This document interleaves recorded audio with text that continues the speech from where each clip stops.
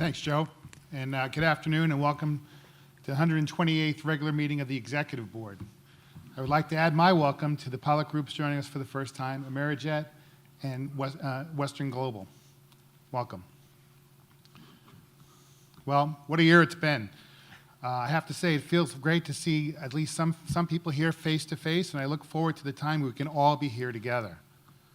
Slowly but surely, we're getting closer to our new shared reality.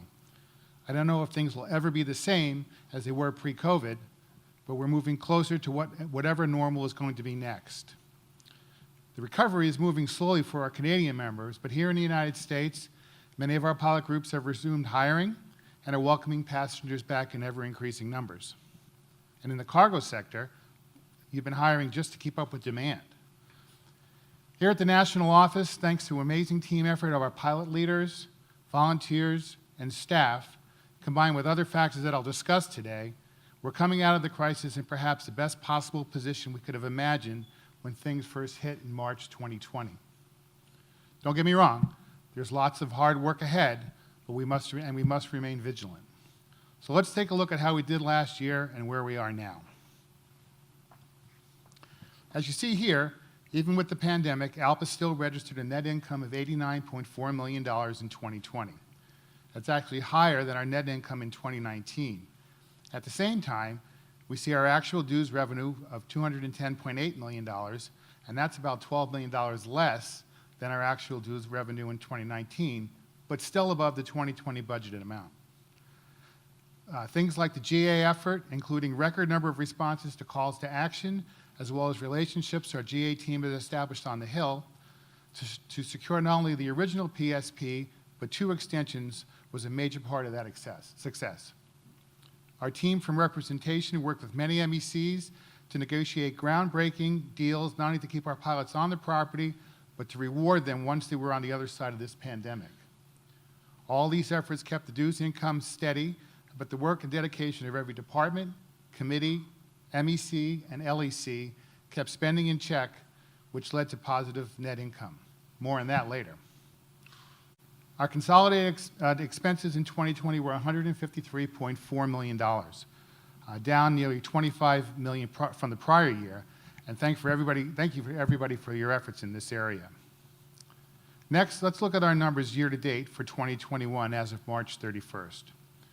Through a combination of efforts, our conservative budgeting, government assistance, and an uptick in the industry, we find ourselves in a good spot. This slide says something less than $14 million is what, this says something less than $14 million, but actually I updated that slide yesterday and we are now above $14 million with net income. Remember, however, we were extremely conservative in this budget with a general 25% reduction across the board because at the time we weren't sure, as when we were developing the budget, whether we were count on government assistance, and we're facing more furloughs in 2021.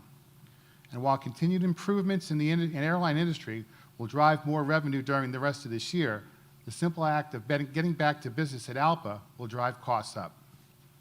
This next slide is sort of an eye test, with the next few slides actually, and to look at our dues revenue and expenses with actual versus budgeted.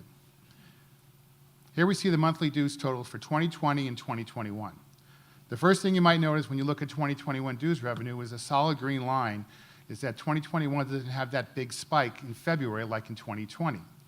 Last year, this was due to profit sharing that some carriers enjoyed, which sadly we didn't receive this year. The overall message I'd like you to take away from this slide is that for 2021, like 2020, we are trending higher in dues income versus our estimates, which was again a direct result of our advocacy and negotiating efforts. This slide shows the cumulative totals of our dues over the course of the year. Again, you can see that bump in February 2020, but after that we remain mostly on parallel tracks with our year ending at a slightly higher in actual dues total. So far in 2021, we see that gap increasing month by month, leading to a first quarter dues revenue that's 24% higher than budgeted. So even with our reduced estimates, we're off to a good start. This slide compares our monthly expenses. You can see the dip in actual expenses from March through June when the meetings were canceled or attended virtually. Staff were working from home and travel was almost non-existent. When you look at 2020 budgeted expenses in October, you see that we planned on an in-person BOD. As we all know, that never happened, and our expenses for that month were far below budgeted. While there were costs associated with doing it virtually, they were still less than an in-person event. Conversely, when you look at 2021, especially in the month of March, you can see the expenses starting to trend upwards towards the budgeted amount. We've had several in-person meetings, and I'll talk about expectations for the remainder of the year. We again look at the cumulative totals this time for our expenses. As you can see, last year, our actual expenses fell further and further below our budgeted expenses, mostly due again to lack of in-person meetings and the costs that go with them. So moving on from the budget, I want to share the figures from the Major Contingency Fund, or the MCF. This is our war chest, something we've made a concerted effort to rebuild over the past half-decade. In 2015, the Executive Council discussed setting a target of getting the MCF balance to $100 million. And even in the midst of the pandemic, we hit that target in 2020, thanks in part to good investment decisions. More on the future of the MCF later on. Similarly, when you see the same thing happen with our Operating Contingency Fund, or the OCF. We rebuilt it from practically zero over the past decade, allowing it to continue to be a great source of help to MECs and another of the many benefits of inclusion in ALPA. We've emphasized conservative budgeting and talked about reduced income and reduced expenses. But one thing you've never heard us mention is the need for reduced benefits and services to our pilots. In fact, it's just been the opposite. We've actually added services during the pandemic, including consolidated COVID and furlough information on our website, collated through a team effort of pilots and staff. We have worked hard to make sure ALPA kept up its commitment to our pilots, even as we cut expenses and reduced budgets. Our ability to do that is a direct result of our history of conservative budgeting and spending. Now, more than ever, we need to remain conservative. While we can see the signs of progress, we're not out of the woods yet. We need to make sure we don't overcorrect to positive indicators. While our first quarter dues revenue is 24% higher than budgeted, we need to be patient to be sure that this trend continues and to be cognizant that expenses will mostly climb throughout the rest of 2021. Meetings like this one and the Secretary-Treasurer's Conference on June 22nd and 23rd are being held at least partially in person, leading to transportation costs, meeting expenses, flight pay loss, and more. Over the coming months, we anticipate more of these meetings as well as the opening of most ALPA offices, which will also increase expenses. As we get back to business as usual, pilot and staff travel will also increase. Having said all that, I will monitor and make adjustments as necessary. I remain optimistic about the direction we're heading. I'm thankful we are in the position we are today, and I'd like to point to three distinct reasons. First, as I've already mentioned, is our successful advocacy and communication efforts to secure U.S. federal government support, particularly in all three iterations of the payroll support program. The United States government provided strong support for the aviation industry.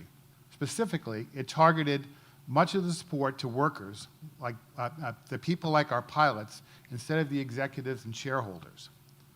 While the Canadian government provided some assistance with the Canada Emergency Wage Subsidy, CEWS, efforts by the Canada Board, Government Affairs, and the Canadian pilot members continue to work to convince the government to provide additional assistance to the industry and the people who work in it. We remain optimistic that the Canadian government will realize the importance of the aviation, not only to the economy, but also to the people of Canada. The second reason we are in optimal financial shape right now is the work each of you did within your MECs. With the help of the Representation Department, you were able to reach MOUs and LOAs protecting your pilots, their health and safety, and most importantly, their jobs.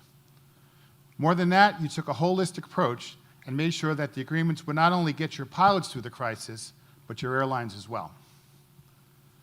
I commend all of you for the work you did, as well as your teamwork showed by sharing your successes with your fellow ALPA members during the time of rapid bargaining.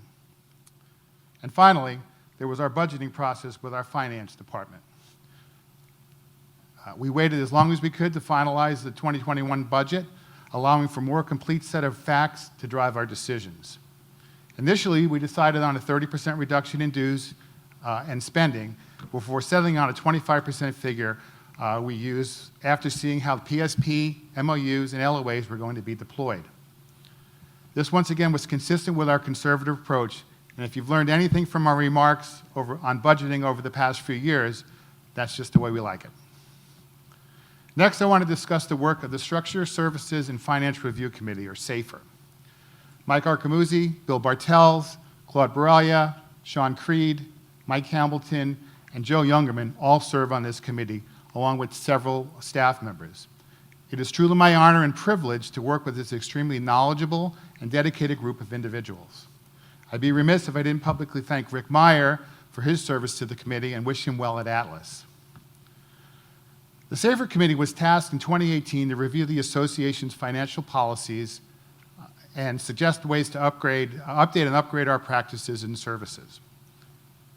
It seemed like another time, but pre-COVID, we put forth a number of proposals, some of which have been enacted. Other proposals were put on the back burner while we dealt with the crisis. The items we implemented were in areas of expense and purchasing limits to bring ALPA into the 21st century. In an effort to build our bench and develop talent from all airlines, the SAFER Committee recommended and the Executive Council approved money to allow volunteers from MECs who otherwise might not be able to afford it to attend training events.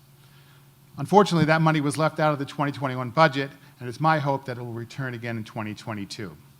This should also help our MECs that experience high volunteer turnover rates as hiring picks up again.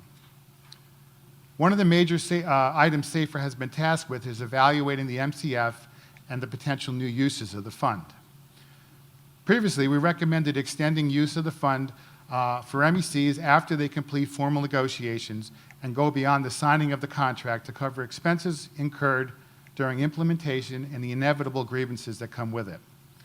We found that many of our MECs were trying to tackle this important process at a time when their accounts were empty from negotiations. Once the COVID crisis subsides, we will ask the Executive Board for this approval, for approval of this provision as well.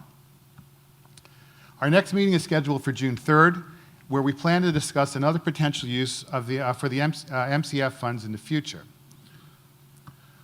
While most ALPA carriers were able to mitigate furloughs, it wasn't the case for all our members. We lost multiple airlines, and our Canadian members have been hit much harder than those in the United States. As such, we plan on evaluating ways that ALPA could use the funds in the MCF or another source for the next crisis. While we don't know when and how that might occur, we want to have the options and ideas available if we ever need them. I want to close with a reminder of my remarks from the Executive Board 1 year ago. Back then, we were entering into a period of great uncertainty. And I reminded each of you that that mental and emotional health is just as important as physical health. I know if you asked Joe, he would tell you that one of the proudest accomplishments at ALPA has been the establishment of the Pilot Peer Support Program. It exemplifies all that is good with our association. And I've heard Joe say many, many times that the way we treat our members in need says everything you need to know about our union. Now, as we find ourselves approaching the other side of this crisis, we face another transition, creating a new normal. We can't predict when exactly that will happen, but at some point your current routine will be uprooted for the second time in as many years. And while you'll be reestablishing a routine that resembles one that you've known before, these transitions can cause extra stress.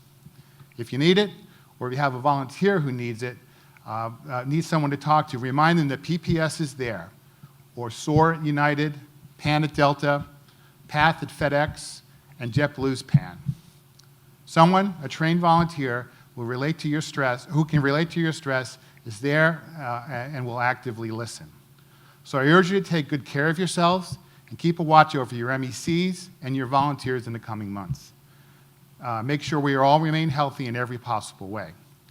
We've accomplished so much together since the days when we didn't know what we didn't know about COVID and how it would devastate our industry. We saved jobs and we saved lives. We have so much to be proud of.